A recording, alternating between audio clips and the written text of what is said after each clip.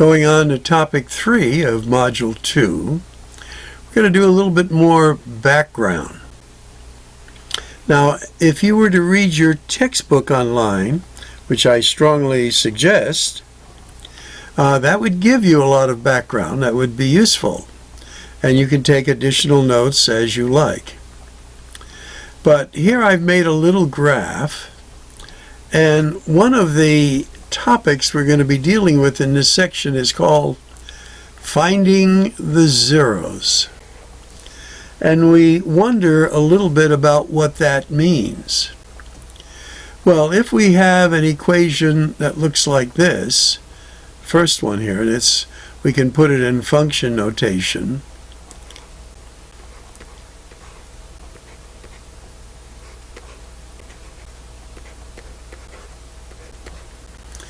Now, whenever an equation is to a degree higher than 1, it's not linear.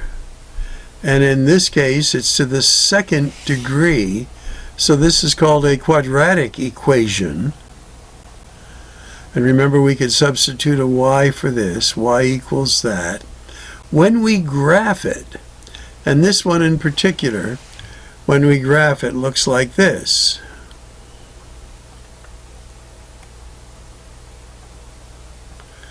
And it forms a parabola. That's what this is. Now, when we are finding the zeros, we're saying if y is 0 right there, and y is 0 right there. So what are our x values when y is 0? That is, finding the zeros. Where does our parabola cross, in a sense, the x-axis, which goes through y equals 0? Well, here our x would be a 0, and this is about a positive 10.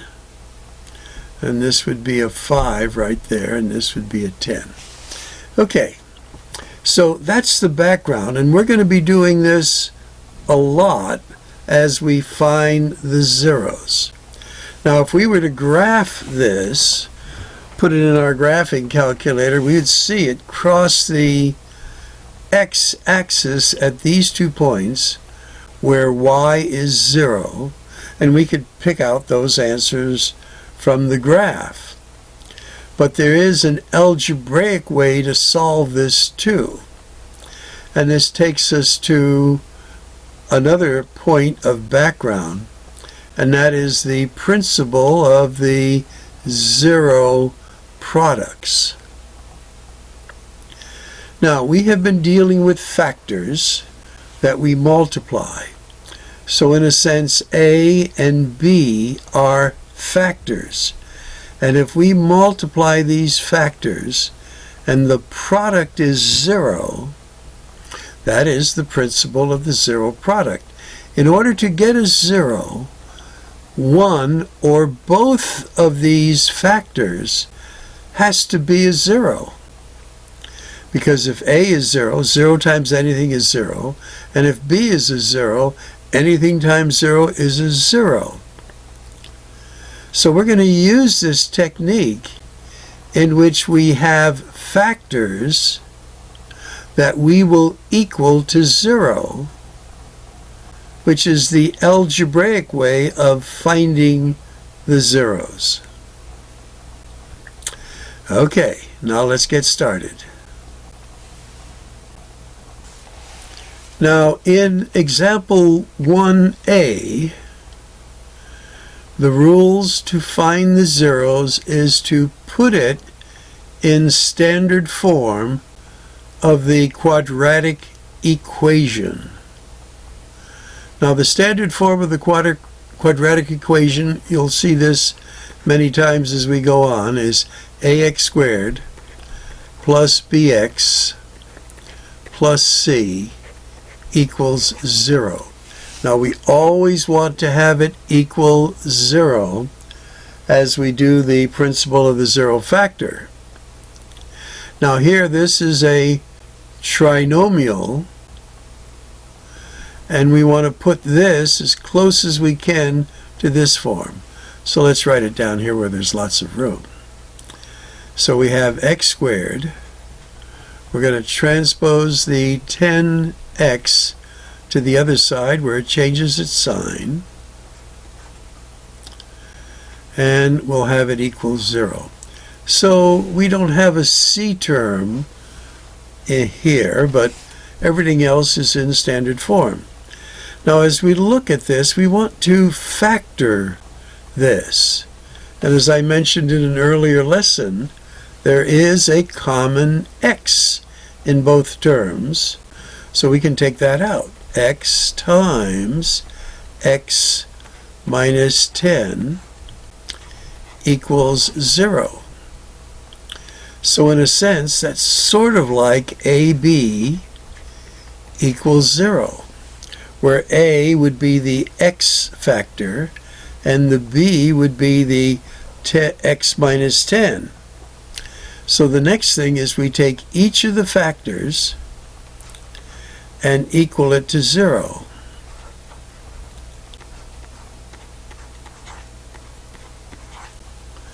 And now we just solve these equations. Well, this one's already solved. X is 0. And here, all we have to do is transpose that. So it's a quadratic equation. It's to the second degree, and we have two possible answers. So if x is 0 here, this is 0.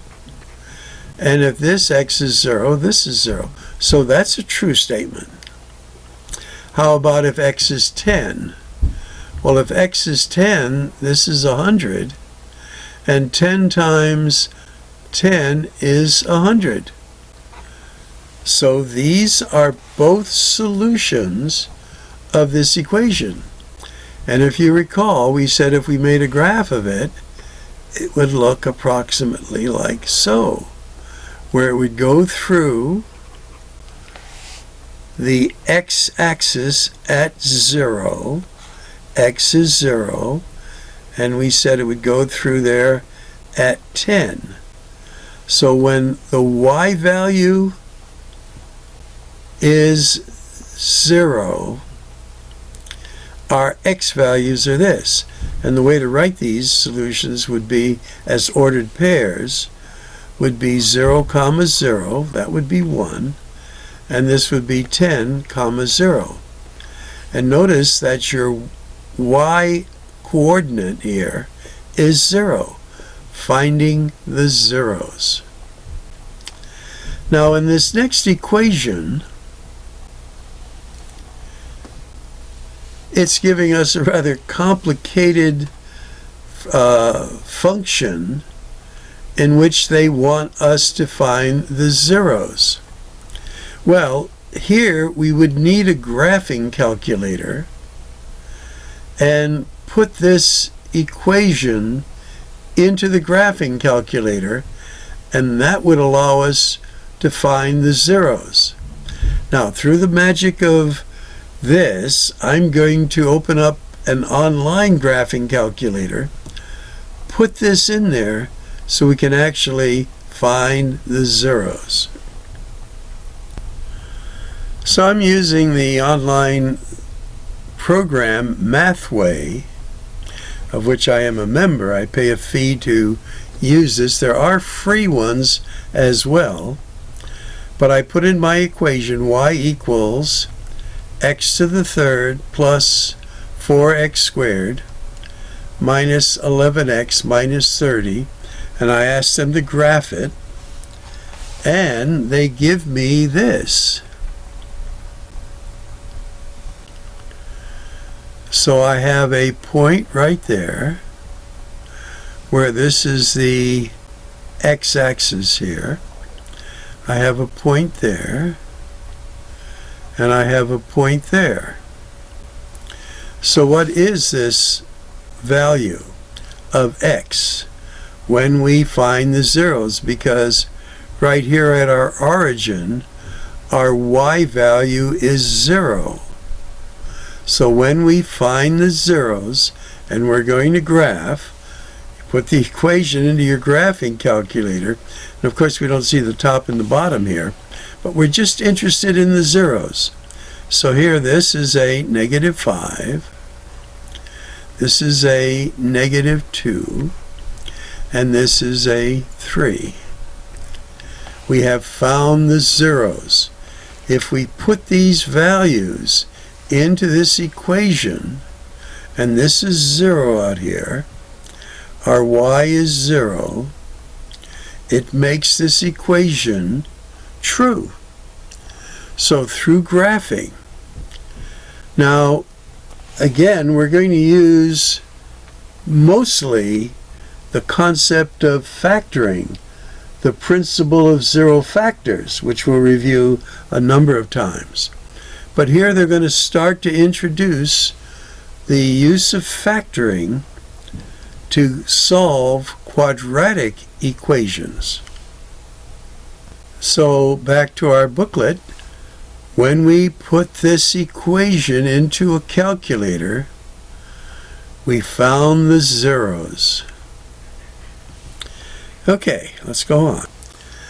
Now, another way of looking at finding the zeros is when you have, let's say, a factor a times a factor b, and you're saying that equals 0. But a is this binomial and b is this binomial. So in a sense, this is already factored. We want to find the zeros. So the protocol for this, and take some notes, a plus 5 equals 0, or x minus 1 equals 0. So this is going to be x equals a -5, just transpose, x equals a +1. We have found the zeros. All right, and looking at this, it's in function notation. So setting it up would be 2x times 4x plus 1 equals 0. So we're going to find the zeros.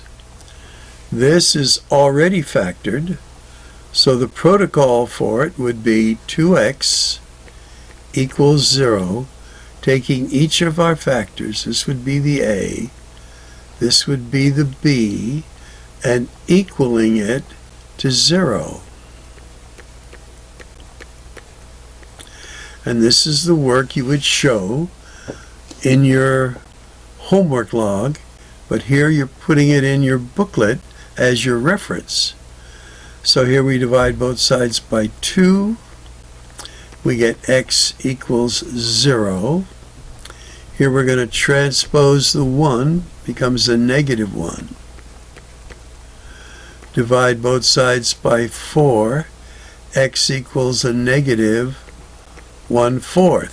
We have found the zeros. Now they're giving us a little practice.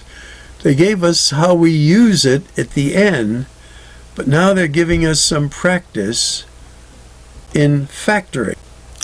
So this would be skill building here. Now we have two terms. We want to take out the greatest common factor. Well, if we could take out a 4 from both terms, that would be good, but you can't take a 4 out of 18. But you can take a 2 out. Then we put a parenthesis. So when we take a 2 out, we are left with 2y squared there. And we take a 2 out of there, we're left with a 9. We have factored that. And again, this is a very easy one. Now, when you get to a real easy one and then you jump to a complex one? What would be the strategy for doing this? Well, we want to take common factors out of each one of these terms. So we look at the number, and we have a 6, a 9, and a 15. So what's a common number factor, the greatest, that we can take out of each one? And if you said a 3, that was correct. Now, for the letter, we have a to the 4th, a to the 3rd, a to the 2nd. What's the greatest a power that we can take out of each term? Well, a to the 2nd. Now, we have b to the 2nd, b to the 3rd, b to the 5th. What's the greatest one of b power that you can take out of each term? And if you said b to the 2nd, that is correct. So I'll give you a moment now to take this out of each term and put what you get there, watching the signs carefully. Now, as you check your answer and you look inside this parenthesis, are there any more common factors? No, for the numbers. No, for the letters. So you have done this successfully.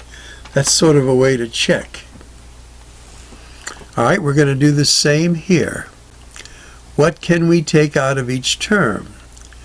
Now we know we can take a... Let's study that. So we can put our parenthesis there. Now I know I can take a 2 out of each term, but I can also take a 3 out of each term. So a 2 and a 3, that would be a 6. Let's try a 6 out of each term. And that's the greatest common factor. Now for the values of x, the greatest one you can take out of each term is x to the 2nd. Now let's see what you get in there. Now a check is there any more common factors within the parenthesis? No, and there's no more common letters. And if you FOIL, or I should say distribute here, you can check your work. Okay, again, not too difficult, but tedious in that watching the signs carefully and needing to be familiar with your multiplication table. Now, for these next few examples, they're asking us to take out a common factor, but it wants you to have a negative coefficient. So let's set these up. We're going to have 2 terms here. 1, 2, 3, 4. We're going to have 4 terms there. And then we have 1, 2, 3. 3 terms there. But they all have to be a negative on the outside here. So I'll help you with the first one. That's the easiest one. So I can take out a negative 5 here. And then what does this become? Well, a positive y. Because negative 5 times y gives me this. So in a sense, you will be changing the signs of what's inside as a little hint. And this will be a positive 6. So where these were negative and negative, now they're both going to become positive inside the parenthesis because I've taken out a negative value. Now what can I take out here? I guess I'll help you with these. So looks like the lowest one we can take is a negative 2, a 2x. And then it'll reverse all these signs. And then here we have a 3 for the numbers, so negative 3, x squared xx. We can take out an x. A y, we can take out a y. Now again, all these signs will be reversed inside the parenthesis. And let's give you a chance to do that. So a little tricky. Checking your answers, notice that all of these signs are changed. And by taking out a negative something, this will be a useful tool if you need to change signs. And we'll be doing that in the next section. All right, and then checking this last one. Now notice what's inside the parenthesis. There's no more common factors.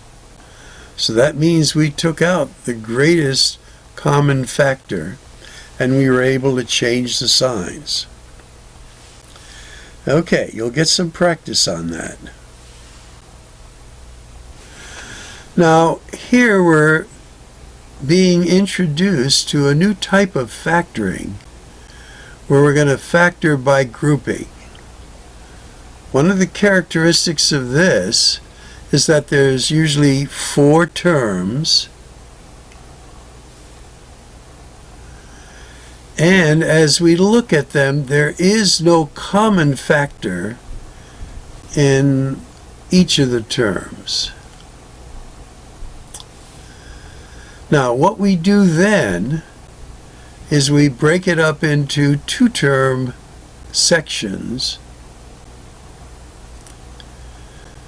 factoring by grouping. So we're grouping the first 2 terms. Now, is there a common factor in these first 2 terms? And the answer is yes, there's an a squared. And then we're left with an a minus 5. So factoring out the common factor from the first 2 terms. Now, is there a common factor in the last 2 terms? And the answer is yes, a plus 4. And we're left then with an a minus 5. Now we see an interesting thing. A minus 5 and a minus 5 is a common factor in each of these 2 factors that we have done. So we can take this one and put them together in a common parenthesis. And then we have this common one here. And you may recall we said a method, if we were to multiply horizontally, is take this first member of the first binomial and multiply it by the second, which is what we have here, and the first member of the second member of the first binomial and multiply it by this. So this is a method of doing binomials horizontally, and then we end up with this. So undoing it, we undo it by reversing the process and then getting the factors. All right, let's try it again. There's no common factor. We want to see if we can take something out of the first 2. Well, no. So in some cases, what we need to do is to reorganize this. So if I write it this way, 3x cubed plus 6x squared, and then I write it plus 10x plus 20. It's the same terms. I'm just organizing it into a way I can factor by grouping. So here I can take out 3x squared, and then I end up with x plus 2. So taking out a 3x squared from both terms, I end up with this. Now, what can I take out of these next two terms? A plus 10, and I'm left with x plus 2. So now I have these two that I can put in the parenthesis, 3x squared plus 10 times x plus 2. And I have successfully factored this by grouping. Now, let's see what we can do with this next one here. Now we may have to do some fiddling here. Let's see. Now there's actually a couple of ways to do this, but I'm doing it this way. So out of these first two terms, I can take out a 2a, and I'm left with x minus y. Now here in these last two terms, again, I want an x minus y as a common factor. In order to do that, I have to reverse these signs.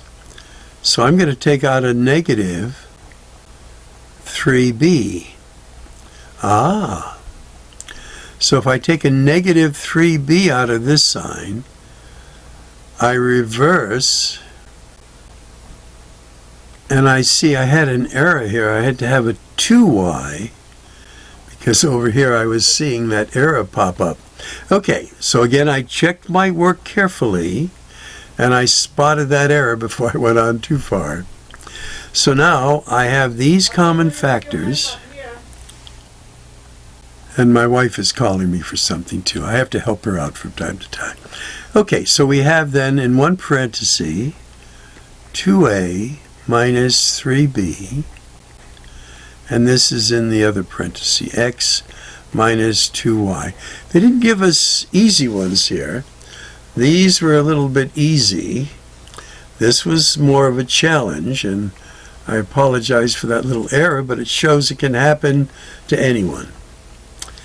Okay, going on to our last example, and they stuck this in. This is a little bit easy here. We have 5x squared minus 10x equals 0. Now this is in standard form, and we're going to find the zeros. Well, we're going to factor this, take out a 5x, and this is left with an x minus 2 equals 0. And again, this is like an a times b equals 0, and the method for this was 5x equals 0, this factor equals 0, or x minus 2 equals 0. So here we divide both sides by 5, we get x equals 0, and here we're going to get x equals, just transpose it, 2. So these are the answers to the last example. Now as you do your practice for section 2.3, they will give you some practice problems here, and hopefully seeing the protocol for getting the answers will be helpful to you. Also, if you can get to the textbook, of course, read that over. That'll wind this one up.